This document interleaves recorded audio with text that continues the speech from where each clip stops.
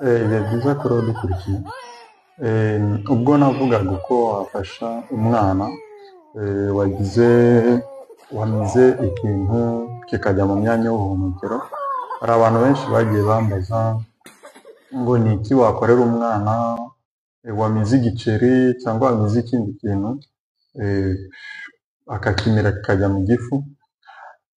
Ibintu byose umwana yamira bikajya mu gifu igihe cyose bitamugizeho ingaruka ngo bitume ahumeka nabi cyangwa ngo abure umwuka, ibyo wowe nk'umuntu utari umuganga ntacyo wamukorera. Na muganga ari mu rugo umwana akagira ikibazo nk'icyo ngicyo akamira ibiceri, kuko abana bakunze kumira ibiceri, kumira amabusho y'amakaramu, kumira utuntu babonye batoraguye bari gukinisha.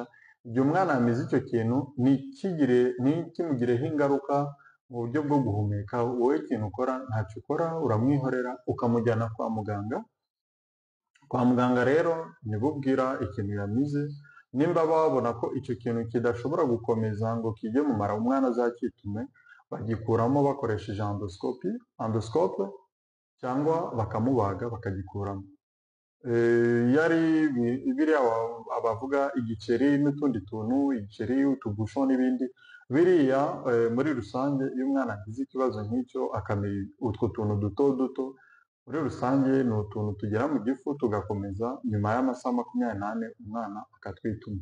Rero nta mpamvu yo kugira panike, kuko tubona ababyeyi benshi bagira panike, akaza ngo umwana yamize igiceri agahungabana mu mutwe, kandi mu by'ukuri icyo giceri niba umwana yakimize kikajya mu gifu kiba kigomba gukomeza, umwana akacyituma nta kibazo.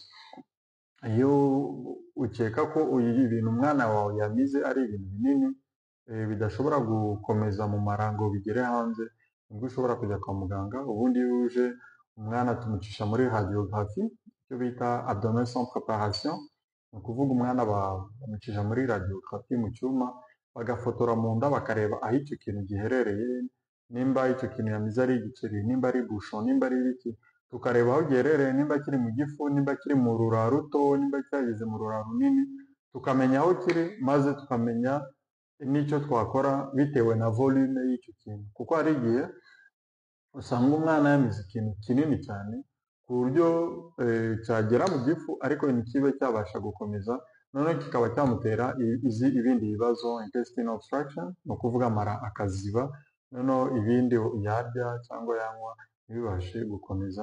Iyo ari uko nguko nyine ni hahandi, iyo iki kiri mu gifu bakoresha endoscope, bakinjiza agatiyo mu kanwa kamanuka kajya mu gifu, noneho bagakurura bari kureba kuri ekran, kuri televiziyo, kuri ekran bari kureba uko bari kugikurura, bakagikuramo bigashira. Iyo bidashobotse, icyo kintu cyakomeje cyane kiri mu mara, bashobora kubaga umwana cyangwa umuntu mukuru, kuko hari n'abantu bakuru babimira, cyane cyane abantu bakuru barwaye indwara zo mu mutwe. Hari umuntu urwara indwara zo mu mutwe akamira, akajya nko muri salon akiba imisatsi, arwara mu mutwe akiba imisatsi akayirya akayimira, kandi iyo amize imisatsi ari myinshi, iyo misatsi akenshi igeramo igakora icyo bita ikibolo, kikamera nk'ikibuye mu mara, ikibe cyakomeza gusohoka.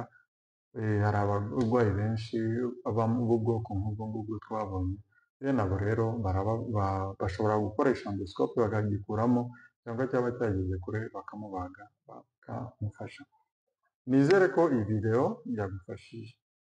Nimba hari ibindi ushaka kutubaza bijyanye n'ubutabazi bw'ibanze wakorera umuntu, watubaza tukagukorera video ijyanye n'ibyo, ariko nimba hari n'ibindi bibazo ufite wabitubaza tukagufasha.